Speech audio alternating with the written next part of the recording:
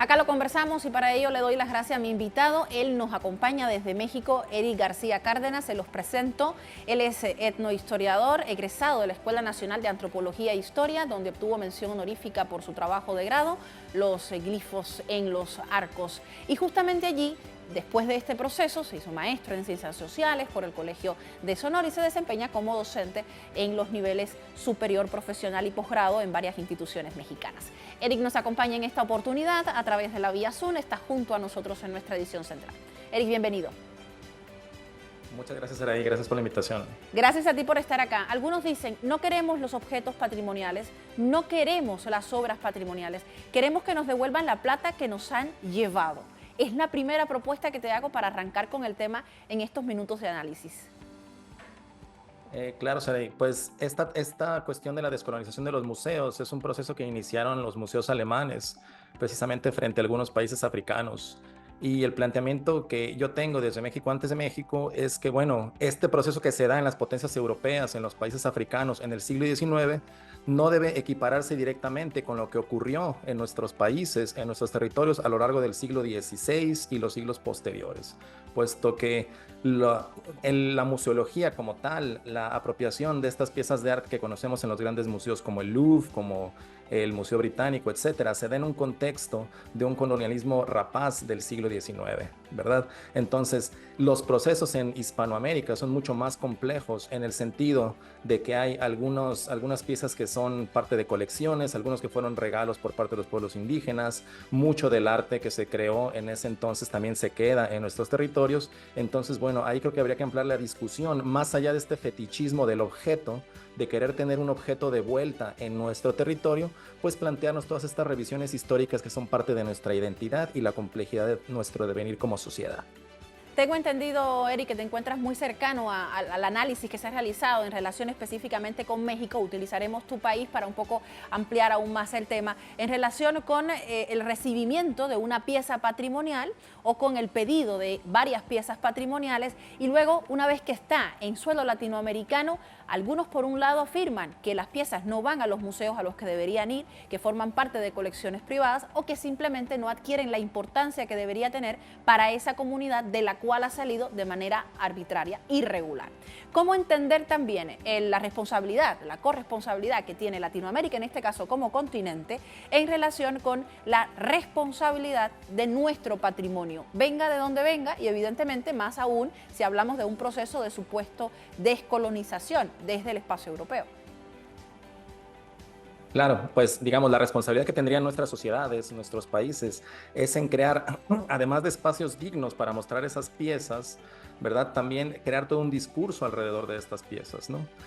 Poníamos el ejemplo, que es el pragmático en el caso de México, el del penacho de Moctezuma, que cuando uno empieza a analizar esta pieza no se trata de regresar parte del patrimonio mexicano de un antiguo tlatoani a su territorio, sino que si profundizamos en el análisis, se trata, pues probablemente no sea ni siquiera un penacho, ¿verdad? Probablemente sea una insignia de guerra con plumas de quetzal que fueron traídas desde la zona del Soconusco, desde la zona guatemalteca. Entonces ya tenemos que iniciar con un análisis más profundo para entonces crear una narrativa alrededor de ese objeto. Es decir, el traer ese objeto únicamente pues no nos serviría de mucho como sociedad y mucho menos pues si queda relegado, digamos, a un archivo oscuro, a un museo que no se visita o un museo que está lejos de la gente, ¿verdad? Entonces habría que replantearse el papel de los museos en nuestro continente latinoamericano, hispanoamericano, plantearse qué papel tienen como educadores de la sociedad, como divulgadores de ese patrimonio y también para crear esta identidad cultural y este conocimiento más profundo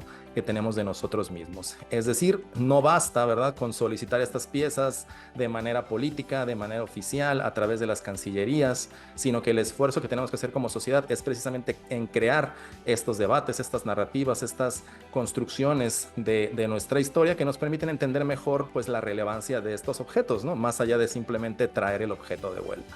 Es algo que es una labor que yo realizo en el Canal de México antes de México, ¿verdad? El tratar de entender pues el origen de nuestra cultura como tal.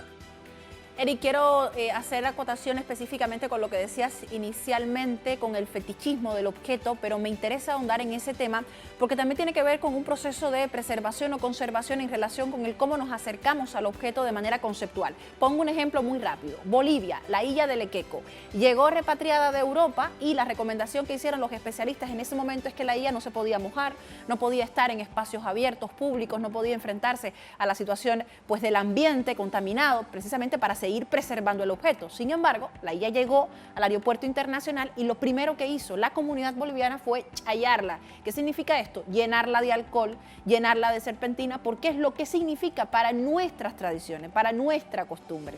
Esto también tiene que ver con un tema de concepto, de cómo desde un territorio se acercan a un objeto y cómo desde el otro se entiende la importancia de este objeto.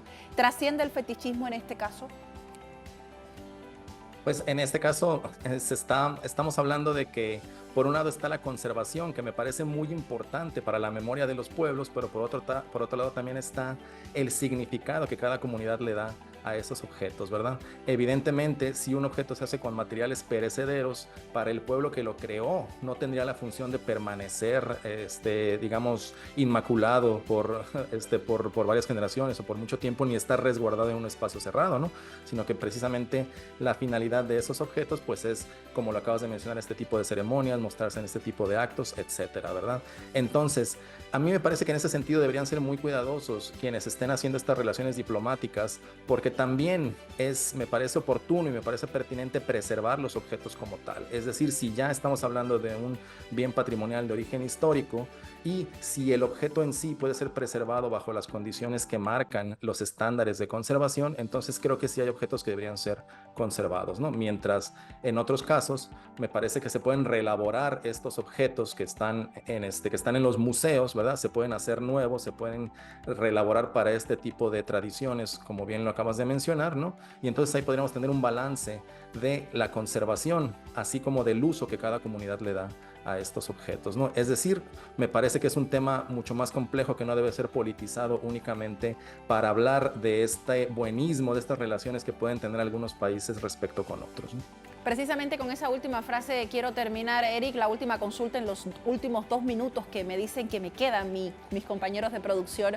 Nuevamente con esta propuesta que llega desde Europa, ¿se colocan en la posición del colonizador reconociendo que colonizó y que lo hizo mal? En ese sentido, como te digo, no podemos equiparar lo que se hizo en el siglo XVI y lo que se hizo en el siglo XIX.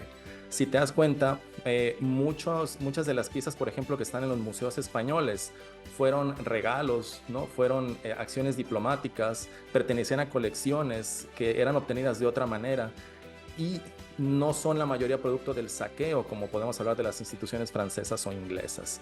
Y resulta curioso que sea España uno de los países que empieza a hacer esta labor, ¿verdad? De asumirse como alguien que obtuvo objetos que no le pertenecían y ahora tiene la voluntad de devolverlos. Faltaría de nuestra parte cómo los vamos a recibir, cómo los vamos a solicitar, etcétera. No obstante, estas acciones no las estamos viendo en gobiernos como el británico o como el francés. Entonces ahí podemos también contrastar cuál es la postura de cada uno de los países que fueron viejos imperios y también la actitud con la que nosotros en Hispanoamérica pues estamos solicitando, conservando y queriendo difundir este patrimonio compartido. Muchísimas gracias, Eric, por habernos acompañado. Ha sido un completo placer escucharte y quiero invitar al público que pueda acercarse también a tu programa de podcast a través de este espacio en YouTube para que te sigan constantemente. Muchas gracias. Me gusta el mío, Saraí. Saludos desde México y saludos desde Sonora.